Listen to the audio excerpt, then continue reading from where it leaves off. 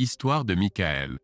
Dans la dernière année de mes études universitaires, une rencontre fortuite dans un club animé au cœur de San Francisco a changé le cours de ma vie. Je célébrais avec mes amis quand j'ai renversé accidentellement mon verre sur une femme qui fêtait ses 21 ans. La femme s'appelait Laura, et après des excuses maladroites et l'avoir aidée à nettoyer, nous nous sommes retrouvés plongés dans une conversation captivante. C'était comme si le destin nous avait réunis comme deux aimants. Je suis Michael Davis, mais mes amis m'appellent Mike. Après avoir obtenu un diplôme en administration des affaires, j'ai décroché un poste de consultant en management dans un cabinet prestigieux à Los Angeles. C'est là que Laura et moi avons décidé de poser nos valises et de fonder notre famille. Un an après notre rencontre fortuite, nous nous sommes mariés et avons accueilli notre premier enfant, un fils nommé Ethan, suivi d'une fille nommée Chloé. Notre relation était basée sur l'amour et le respect mutuel, et nous chérissions chaque moment passé ensemble. Laura, qui avait un diplôme en marketing, a mis sa carrière entre parenthèses pour se concentrer sur l'éducation de nos enfants. Quand elle a senti que le moment était venu, elle a exprimé le désir de réintégrer le monde du travail. Après de nombreuses discussions, nous avons convenu qu'elle occuperait un poste à temps partiel en tant qu'assistante marketing dans une entreprise locale. Les horaires de travail étaient flexibles et elle pouvait concilier ses responsabilités à la maison et au travail.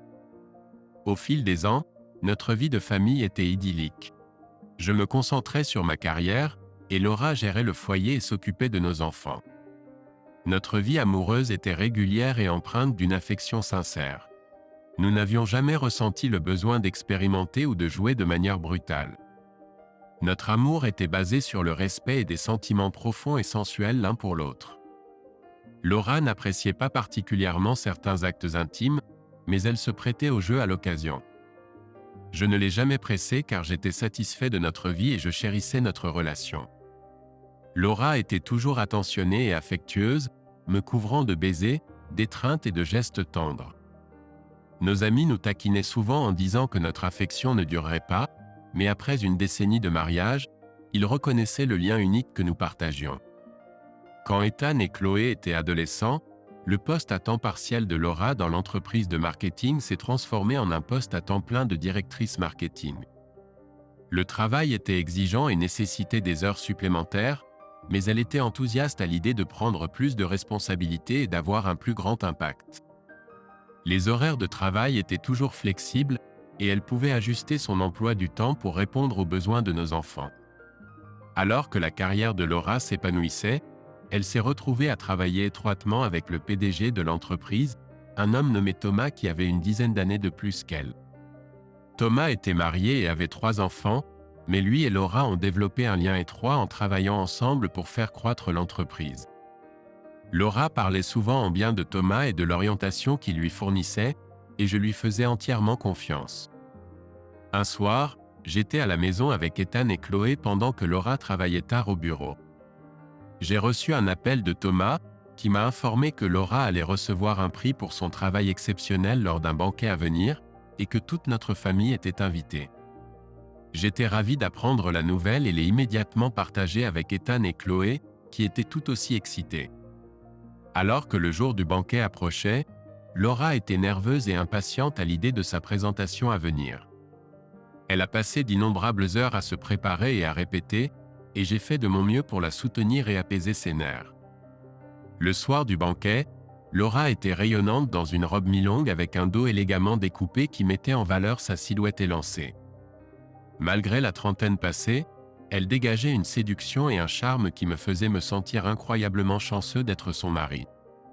Avant l'arrivée de la limousine pour emmener Laura au banquet, Ethan, Chloé et moi l'avons enlacée et lui avons souhaité bonne chance pour sa présentation.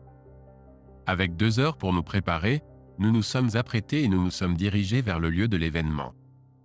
Environ 30 minutes avant la présentation de Laura, un hôte nous a accueillis et nous a escortés à une table près de l'avant de la scène avec une vue dégagée sur le podium. Nous avons été traités comme des VIP, et tous ceux que nous avons rencontrés étaient amicaux et accueillants. Alors que les lumières de la salle de banquet s'éteignaient et que le projecteur éclairait la scène, mon cœur battait la chamade d'anticipation et de fierté. Le premier intervenant était le fondateur de la société, qui a donné un bref historique de l'entreprise et de sa mission. Ensuite, ce fut au tour du PDG, Thomas, de parler des succès récents de l'entreprise et des initiatives à venir. Il a ensuite présenté Laura, qui est montée sur scène avec assurance et confiance. La présentation de Laura était impeccable. Elle a détaillé les campagnes marketing qu'elle avait menées et leur impact sur les résultats de l'entreprise. Elle a également exposé les stratégies marketing futures qu'elle prévoyait de mettre en œuvre pour assurer une croissance et un succès continu. Après environ 10 minutes, elle a conclu sa présentation et a rendu le micro à Thomas. Mais avant qu'elle ne quitte la scène, Thomas lui a pris la main et l'a rapprochée. « Mesdames et messieurs », a-t-il commencé, avant que Laura ne quitte la scène, j'aimerais dire quelques mots. Au cours des dernières années, Laura et moi avons travaillé étroitement ensemble et elle est devenue une partie intégrante de cette entreprise et de ma vie professionnelle. Je crois vraiment que sans elle, nous n'aurions pas atteint les succès qu'elle vient de décrire. C'est avec un grand honneur que je remets à Laura notre plus haute récompense, le prix d'excellence en marketing. Alors que l'audience éclatait en applaudissements, les yeux de Laura se remplirent de larmes de joie et de gratitude. Elle a accepté le prix et un chèque de 25 000 $, a serré Thomas dans ses bras, puis s'est tournée vers l'auditoire. Plus petit que Speak, plus grand que « Merci beaucoup », a-t-elle dit, la voix tremblante d'émotion. Plus petit que Break Time égale 2S, plus grand que plus petit que Speak, plus grand que. Je suis tellement reconnaissante pour ce prix et pour l'opportunité de travailler avec une équipe aussi incroyable. Merci à tous pour votre soutien et vos encouragements. Ethan, Chloé et moi étions tous rayonnants de fierté et de bonheur en regardant le moment de triomphe de Laura. Mais lorsque les lumières de la salle de banquet se rallumèrent et que le public commença à se mêler et à profiter des rafraîchissements, je me sentis mal à l'aise. Je ne pouvais pas vraiment mettre le doigt dessus, mais quelque chose dans la façon dont Thomas avait regardé Laura et dont il s'était étreint sur scène m'avait laissé un sentiment de malaise. Alors que je me dirigeais vers le bar pour prendre des boissons pour Ethan, Chloé et moi, j'ai remarqué une agitation près de la scène. Curieux, je me suis approché pour enquêter, et ce que j'ai vu ensuite a brisé mon monde. Derrière les lourds rideaux qui bordaient l'arrière de la scène, j'ai aperçu deux silhouettes enlacées dans une étreinte passionnée. Au début, je ne pouvais pas distinguer qui ils étaient, mais en m'approchant, mon cœur s'est enfoncé. C'était Laura, toujours vêtue de sa robe mi-longue de la présentation, enlacée dans les bras de Thomas, le PDG. J'ai regardé incrédule alors que Thomas caressait le dos de Laura, ses mains parcourant son corps avec une familiarité qui suggérait que ce n'était pas la première fois qu'ils étaient intimes. Laura, de son côté, semblait se fondre dans son étreinte, ses bras enroulés étroitement autour de son cou alors qu'ils s'embrassaient avec une passion et une intensité que je n'avais pas vues chez elle depuis des années. Les verres m'ont échappé des mains et se sont brisés sur le sol, mais le bruit est passé inaperçu par les amants sur scène.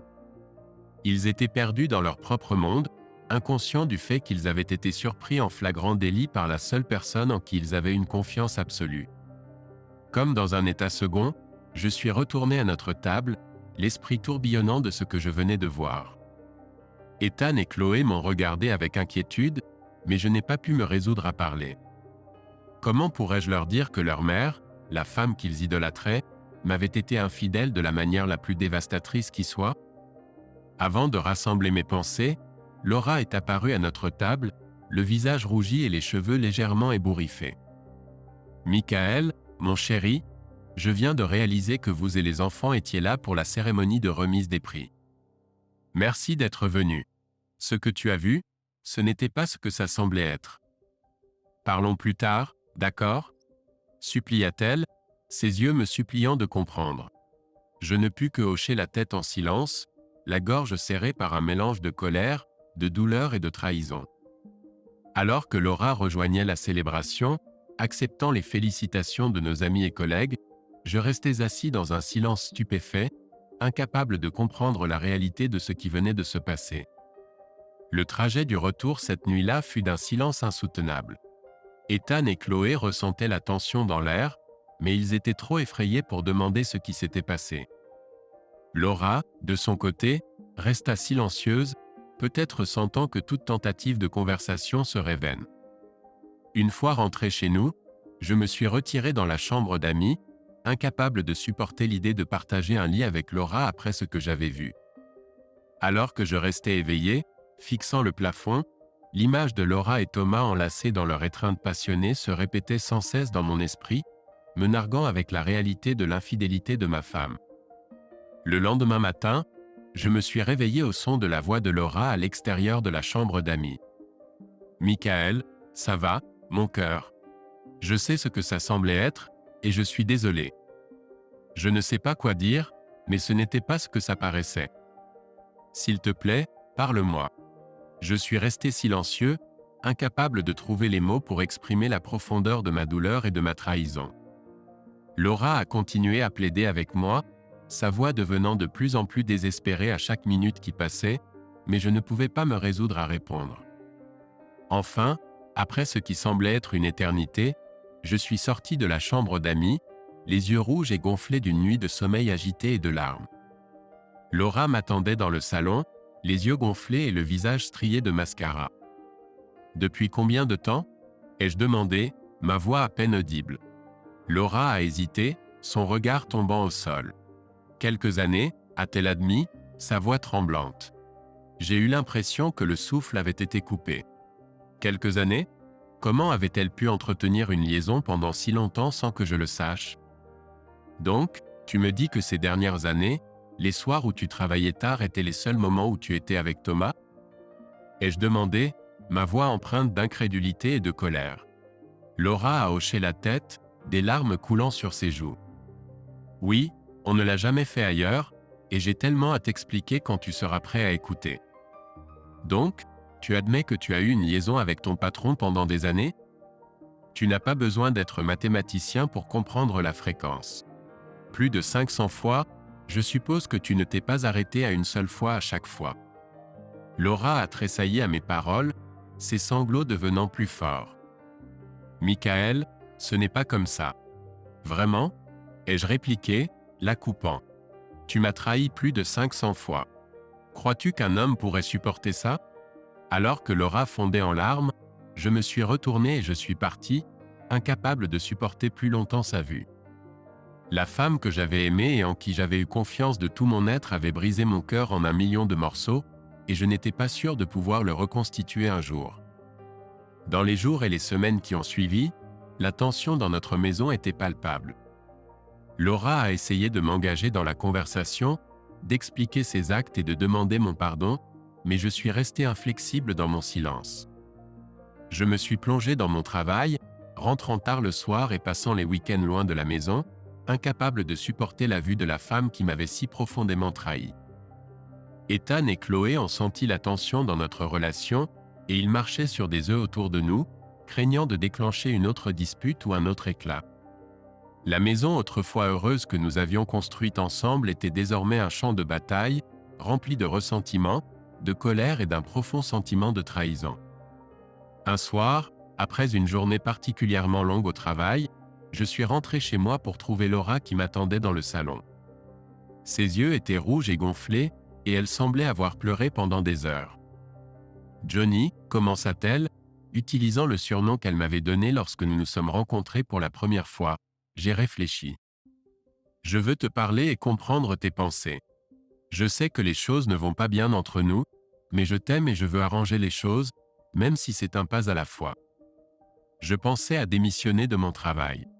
Nous n'avons pas vraiment besoin de ce revenu supplémentaire, et je pourrais passer plus de temps à la maison avec toi. » Malgré mes efforts pour contrôler ma colère, l'entendre parler si gentiment et essayer de renouer a fait naître en moi une fureur que je ne pouvais plus contenir. « Écoute, Sarah, crachai-je, utilisant son nom comme une malédiction, je me fiche éperdument de ce que tu fais. Travaille, ne travaille pas. Couche avec ton patron. Trouve quelqu'un d'autre pour tout ce que je sais. C'est ta vie. Fais ce que tu veux. Et ne m'appelle pas bébé, chérie ou quoi que ce soit d'autre. Juste Johnny. » Laura tressaillit devant le venin de mes paroles, ses larmes coulant à nouveau librement.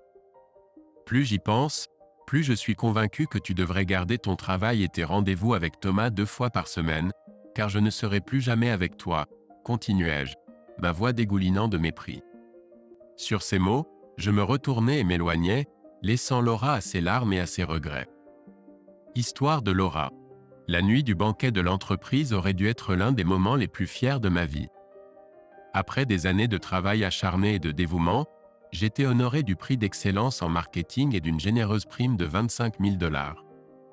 Alors que je me tenais sur cette scène, me délectant des chaleureux applaudissements de mes collègues et pairs, je n'aurais dû ressentir que de la joie et de l'accomplissement. Au lieu de cela, mon cœur était lourd de culpabilité et de honte. Vous voyez, ces dernières années, j'avais entretenu une liaison torride avec Thomas, le PDG de l'entreprise. Ce qui avait commencé comme une flirtation innocente et une rencontre d'esprits similaires avait rapidement dégénéré en quelque chose de beaucoup plus dangereux et interdit. Thomas était un homme marié, mais il y avait une chimie indéniable entre nous que ni l'un ni l'autre ne pouvait résister. Alors que je prononçais mon discours de remerciement, mes yeux balayaient la foule, cherchant les visages familiers de mon mari, Michael, et de nos enfants, Ethan et Chloé. Ils étaient là, rayonnant de fierté, totalement inconscients de la trahison qui se déroulait juste sous leur nez. Après la cérémonie, alors que les invités se mêlaient et profitaient des rafraîchissements, je me suis retrouvé attiré par Thomas comme un papillon de nuit vers une flamme. Nous nous sommes éclipsés, nous cachant derrière les lourds rideaux qui bordaient l'arrière de la scène, et nous sommes tombés dans les bras l'un de l'autre avec une fin devenue trop familière. À ce moment-là, alors que les mains de Thomas parcouraient mon corps et que nos lèvres se rencontraient dans un baiser passionné, j'ai ressenti une brève sensation de culpabilité. C'était mal, je le savais au fond de moi, mais le frisson de l'interdit était trop enivrant pour résister. Peu savais-je que notre aventure avait été observée par la seule personne que j'avais juré d'aimer et de chérir jusqu'à ce que la mort nous sépare. Alors que je retrouvais ma famille, rouge et décoiffée, je pouvais sentir la tension dans l'air. Les yeux de Michael étaient emplis d'un mélange de douleur et de trahison, et je savais à ce moment-là qu'il nous avait vus ensemble. Le trajet du retour ce soir-là fut douloureusement silencieux, le poids de mon infidélité planant au-dessus de nous comme un épais brouillard. Je voulais m'expliquer, implorer son pardon, mais les mots restaient coincés dans ma gorge et je restais silencieux. Dans les jours et les semaines qui ont suivi, Michael s'est replié sur lui-même, se plongeant dans son travail et m'évitant à tout prix. J'ai essayé de lui parler, d'expliquer les circonstances qui m'avaient mené sur cette voie, mais il refusait d'écouter. La vérité était que mon aventure avec Thomas avait commencé de manière innocente. Nous avions travaillé étroitement ensemble sur une importante campagne marketing, et les longues heures et la passion partagée pour notre travail avaient forgé une profonde connexion entre nous. Au début, c'était juste une flirtation innocente, un moyen inoffensif de décompresser et de soulager le stress de nos emplois exigeants.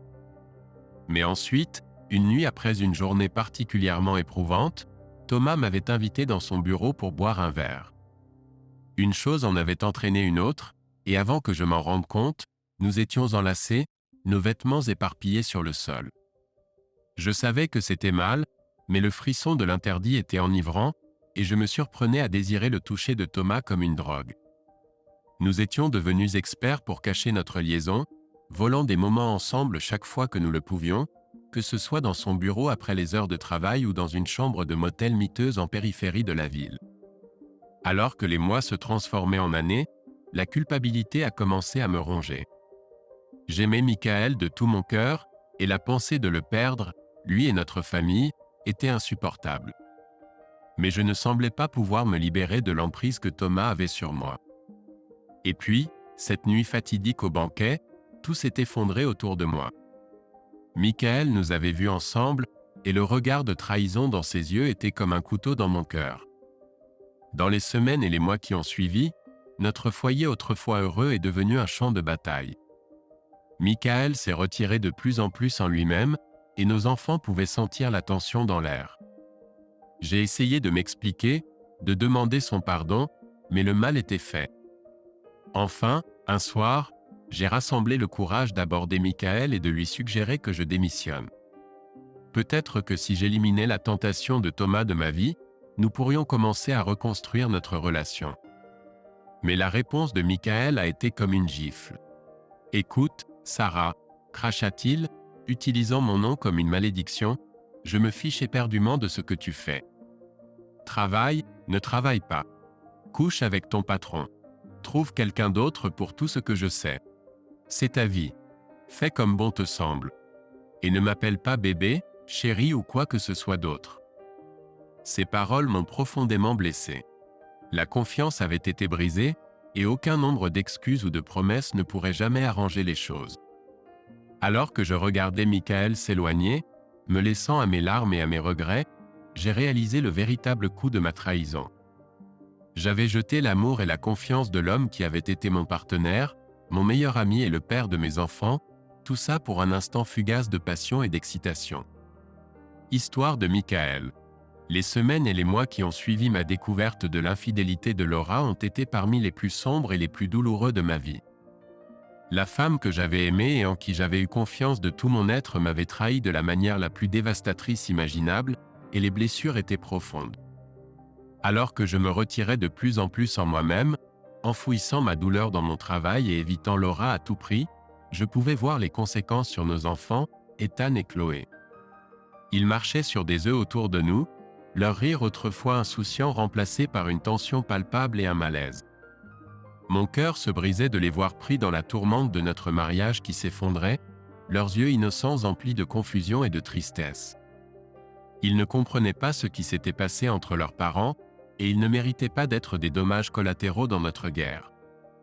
Dans ces moments sombres, alors que je restais éveillé la nuit, hanté par l'image de Laura dans les bras de Thomas, je me suis retrouvé à remettre en question tout. Comment avait-elle pu me faire ça, à notre famille ? Comment avait-elle pu jeter des années d'amour et d'engagement pour un instant fugace de passion ? Mais alors que la colère et la douleur commençaient à s'apaiser, remplacées par une douleur sourde de résignation, j'ai réalisé que je ne pouvais pas continuer sur cette voie de l'autodestruction. Autant Laura m'avait blessé, je l'aimais toujours, et plus importante encore, j'aimais nos enfants plus que tout au monde. C'est alors que j'ai pris une décision qui allait finalement façonner le cours de l'avenir de notre famille. Un soir, après un autre dîner tendu et silencieux, j'ai pris Laura à part et lui ai suggéré de chercher une thérapie familiale. Au début, elle m'a regardé avec un mélange de surprise et d'espoir, mais j'ai pu voir l'hésitation dans ses yeux. « Michael, je ne sais pas si c'est une bonne idée », commença-t-elle, sa voix tremblante. « Après tout ce qui s'est passé, je ne suis pas sûr qu'il reste quelque chose à sauver. » Mais j'étais résolu. « Laura, ce n'est plus seulement à propos de nous, » ai-je dit, ma voix ferme mais douce. « C'est à propos d'Ethan et Chloé.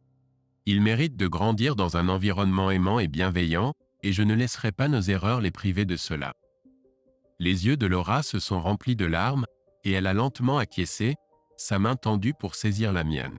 « Tu as raison, » murmura-t-elle. « Pour les enfants, nous devons essayer. » Et ainsi, avec un pas hésitant, nous avons entrepris le long et ardu chemin de la thérapie familiale.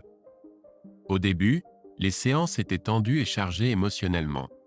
Laura et moi étions assis aux extrémités opposées du canapé, nos corps tournés l'un loin de l'autre, pendant que le thérapeute nous encourageait doucement à nous ouvrir sur nos sentiments et les événements qui nous avaient menés à ce point. C'était douloureux, remuant les souvenirs de la trahison de Laura et de la douleur et de la colère qui m'avaient consumé par la suite. Mais au fil des semaines, et alors que nous avons lentement commencé à dévoiler les couches de notre douleur, quelque chose a changé. J'ai réalisé que, autant Laura m'avait blessé, elle restait la femme dont j'étais tombé amoureux il y a toutes ces années. Sous la culpabilité et la honte, je pouvais entrevoir les lueurs de la personne que j'avais connue autrefois, la femme gentille, compatissante et aimante qui avait conquis mon cœur dès le moment où nous nous sommes rencontrés. Et alors que nous plongions plus profondément dans les causes profondes de son aventure, j'ai commencé à comprendre les pressions et les insécurités qui l'avaient poussé dans les bras de Thomas.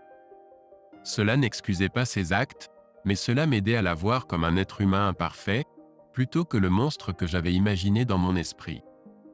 Lentement, timidement, nous avons commencé à reconstruire la confiance et l'intimité qui avaient été brisées par son infidélité. Ce n'était pas facile, il y avait des revers et des moments de doute, des moments où la douleur semblait trop vive et les blessures trop fraîches pour guérir. Mais à travers tout cela, notre amour pour Ethan et Chloé restait la force motrice qui nous faisait avancer. Nous pouvions voir le soulagement dans leurs yeux alors que la tension dans notre foyer commençait à se dissiper, remplacée par des moments de rire et de véritable connexion. Au fil des mois, et alors que nos séances de thérapie familiale devenaient moins fréquentes, je me suis surpris à regarder Laura avec un regard nouveau. La colère et le ressentiment s'étaient estompés, remplacés par un profond amour et un respect pour la femme qui avait choisi de se battre pour notre famille, même quand il aurait été plus facile de partir. Ce n'était pas une fin de conte de fées. Les cicatrices de sa trahison seraient toujours là, un rappel de la fragilité de la confiance et de l'importance de chérir ce que nous avons. Mais en voyant Ethan et Chloé grandir en jeunes adultes heureux et bien ajustés, je savais que notre décision de chercher de l'aide avait été la bonne. En fin de compte, c'était notre amour pour nos enfants qui nous avait sauvés, un amour si puissant et durable qu'il avait la force de guérir même les blessures les plus profondes. Et en regardant dans les yeux de Laura, je ne voyais pas seulement la femme dont j'étais tombé amoureux il y a toutes ces années, mais aussi une partenaire et une amie qui avait combattu à mes côtés pour préserver la chose la plus précieuse que nous avions, notre famille. Épilogue. Au fil des années, Mike et Laura ont fait de leur mieux pour tourner la page sur l'infidélité qui avait secoué leur mariage. Ils ont vendu leur ancienne maison, avec ses souvenirs de trahison et de chagrin, et ont déménagé dans une nouvelle maison dans un quartier calme. C'était un nouveau départ, une chance de reconstruire leur vie et leur amour. Pendant un certain temps, les choses semblaient bien se passer.